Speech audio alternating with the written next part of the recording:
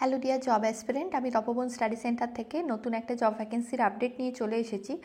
তোমরা স্ক্রিনে দেখতেই পাচ্ছ রেলওয়ে রিক্রুটমেন্ট মোড থেকে একটা নোটিফিকেশান জারি হয়েছে। Detail centralised employment notice CEN number 05/2025 recruitment for the posts of junior engineer, depot material superintendent, chemical and metallurgical assistant. আমি এই বিষয়ক অলরেডি আমি তোমাদের শর্ট নোটিশটা আমি একটা ভিডিও আমি করেছিলাম এবং আমি বলেছিলাম যে খুব শীঘ্রই এটার ফুল নোটিফিকেশানটা তোমরা দেখতে পাবে। দেখো, এটার যেটা 4 তারিখ নাগাদ এটার হচ্ছে শর্ট নোটিফিকেশানটা। এই যে দেখো, date of indicative notice employment নিউজে এটা এসেছিলো 4/10/2025, অর্থাৎ 4 অক্টোবর। আর যেটার হচ্ছে অ্যাপ্লিকেশান ডেট যেটা স্টার্ট হবে ফুল নোটিফিকেশানে এটা এসে গেছে। আর নোটিফিকেশান অনুযায়ী হচ্ছে যেটার অ্যাপ্লিকেশান করতে পারবে 31শে অক্টোবর থেকে, আর চলবে হচ্ছে 30শে নভেম্বর পর্যন্ত, 30/11/2025 পর্যন্ত। আচ্ছা, last date of application fees যেটা 2/12/2025 পর্যন্ত এটা চলবে, ঠিক আছে। আর কারেকশান উইন্ডোটা তার কিছুদিন পর থেকে ওপেন হয়ে যাবে, একদিন পর থেকে 3/12 থেকে 12/12 অবধি এটা চলবে, 12ই ডিসেম্বর পর্যন্ত এটা চলবে, যেটা হচ্ছে তোমাদের মডিফিকেশান উইন্ডোটা। আচ্ছা, এটা একটা level 6 job, junior engineer, depot material superintendent, DMS CMA এই সব পোস্টগুলোর জন্য, যেটার ইনিশিয়াল পে থাকে হচ্ছে 35,400। আর এজ লিমিট যেটা রাখা হয়েছে অ্যাজ পার ইউআরদের, ওকে, 18 থেকে 33 বছর। টোটাল ভ্যাকেন্সি হচ্ছে 2569টা টোটাল ভ্যাকেন্সি আছে। টোটাল 21টা RRB মিলিয়ে এটার ভ্যাকেন্সি হচ্ছে এটা। আচ্ছা, এজটা তোমাদের কাউন্টিংটা হবে কিন্তু 1/1/2026 অনুযায়ী, ওকে। আচ্ছা, তারপরে আমি একটুখানি দেখিয়ে দিই তোমাদের যেটা তোমাদের হচ্ছে যেটা এখানে মেডিকেল স্ট্যান্ডার্ডটা হচ্ছে এখানে A3 মেডিকেল লাগছে, ঠিক আছে। ডিস্টেন্স ভিশন যেটা 6/9 উইথ অর উইদাউট গ্লাস হলেও হয়ে যাবে। B1 মেডিকেল লাগছে। কিছু এটা স্পেসিফিক পোস্টগুলোর জন্য হচ্ছে এখানে লেখা আছে, যেটা A3, B1 আর C1 মেডিকেল, ওকে। আচ্ছা, এবার হচ্ছে তোমাদের যেটা 18 থেকে 33 পর্যন্ত, তো এটা ইউআরদের জন্য গেল, এটা হচ্ছে 1/1/2026 অনুযায়ী, ওকে।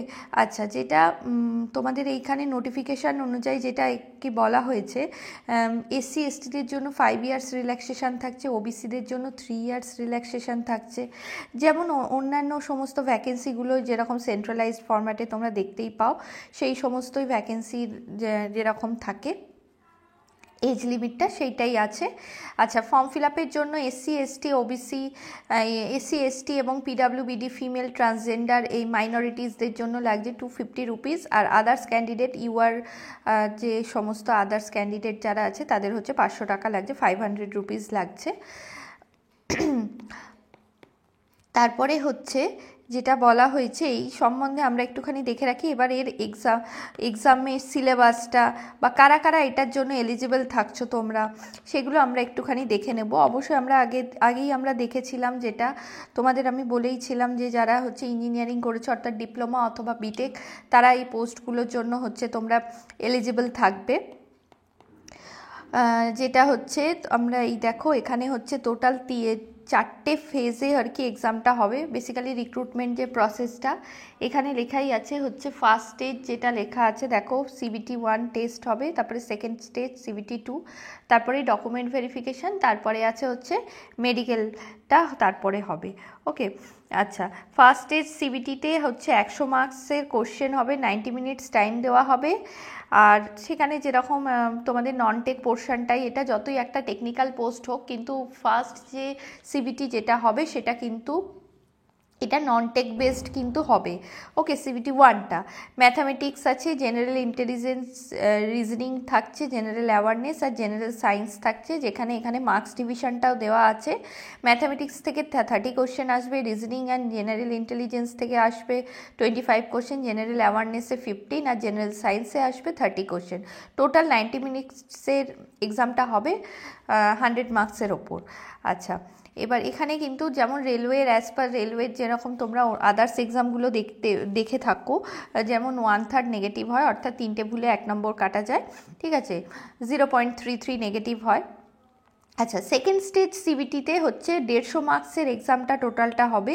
এখানে 120 মিনিটস টাইম দেওয়া আছে। ওকে, আচ্ছা, এখানে যেটা থাকবে, এখানে থাকছে দেখো, এখানে টোটাল হচ্ছে 50 মার্কসের হচ্ছে নন টেক পোর্শন থাকবে আর 100 মার্কসের টেকনিক্যাল এবিলিটি থাকছে। আচ্ছা, যে 100% যে টেকনিক্যাল এবিলিটির তো আলাদা আলাদা তোমাদের রিলেভেন্ট যার যার ট্রেড সেই অনুযায়ী এক্সামের মানে সিলেবাস থাকছে। আর যেটা এমনি যে 50 মার্কসের যেটা থাকছে তার যে সিলেবাসটা সেটা থাকছে জেনারেল অ্যাওয়ারনেস থেকে আসবে, physics chemistry up to 10th standard syllabus as per CBSE syllabus আর এনসিইআরটি, আর basic of computer and application, basic of environment and pollution control, আর থাকছে টেকনিক্যাল এবিলিটিস থেকে 100 মার্কস থাকছে। আচ্ছা, এখানে কারা কারা অ্যাপ্লাই করতে পারবে? আচ্ছা, প্রথমেই আমি বলে রাখি, যারা এখনও পর্যন্ত তোমরা ধরো 5th সেমিস্টার বা ধরো তোমরা 7th সেমিস্টারে আছো, তারা কিন্তু এই পোস্টগুলোর জন্য অ্যাপ্লাই করতে পারবে না। যদি তোমাদের কারোর যদি ফর্ম ফিল আপের ক্লোজিং ডেটের যদি আগে তোমাদের যদি ফাইনাল রেজাল্ট যদি জারি হয়ে যায়, সেক্ষেত্রে তোমরা কিন্তু এটার জন্য এলিজিবল থাকবে। ওকে, আচ্ছা, মেকানিক্যাল অ্যালাইড ইঞ্জিনিয়ারিং যারা আছো, 3 ইয়ার্স ডিপ্লোমা আর 4 ইয়ার্স বিটেক যদি কেউ করে থাকো, mechanical engineering, production engineering, automobile manufacturing, mechatronics, industrial machining, tools and machining, এই সমস্ত মানে রিলেভেন্ট পোস্ট মানে ফিল্ডে যদি কেউ ইঞ্জিনিয়ারিং করে থাকো, তোমরা এইগুলোর জন্য এলিজিবল থাকবে পোস্টগুলোর জন্য। তারপরে ইলেকট্রিক্যালদের আছে, দেখো ইলেকট্রনিক্স অ্যালাইড ইঞ্জিনিয়ারিংয়ের মধ্যে যেমন computer science, computer engineering, information technology, এরাও কিন্তু ইনক্লুডেড। সিভিল ইঞ্জিনিয়ারিংয়েরও সেম।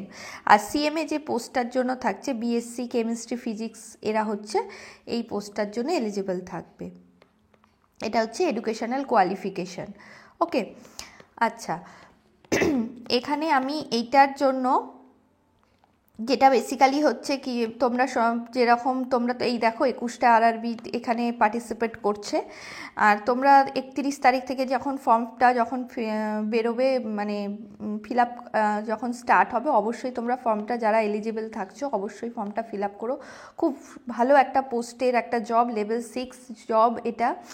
এখানে দেখো, এখানে পোস্ট প্যারামিটারগুলো সমস্ত দেওয়া আছে, বিভিন্ন জোন ওয়াইজ এখানে সমস্ত কোন জোনে কত কি পোস্ট আছে, ভ্যাকেন্সি আছে। যেমন আমাদের কলকাতা জোনে টোটাল ইউআরদের পোস্টের আছে 264, বাকি তারপরে এসসি এসটি ওবিসি এরাও আছে।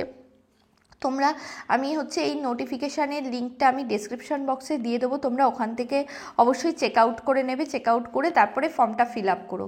এই সুবাদে বলে রাখি, আমাদের তপবন স্টাডি সেন্টারে 2 তারিখ থেকে আবার নতুন একটা অফলাইন ব্যাচ শুরু হচ্ছে। আমাদের এখানে টেকনিক্যাল, নন টেকনিক্যাল প্রতিটা সাবজেক্টই এখানে পড়ানো হয়। তোমরা যারা ইন্টারেস্টেড আছো, তারা এই 8820222385, 9681026768 এই নাম্বারগুলোয় কল করতে পারো, অথবা আমাদের হোয়াটসঅ্যাপও করতে পারো 8820022385। ওকে, বেস্ট অফ লাক।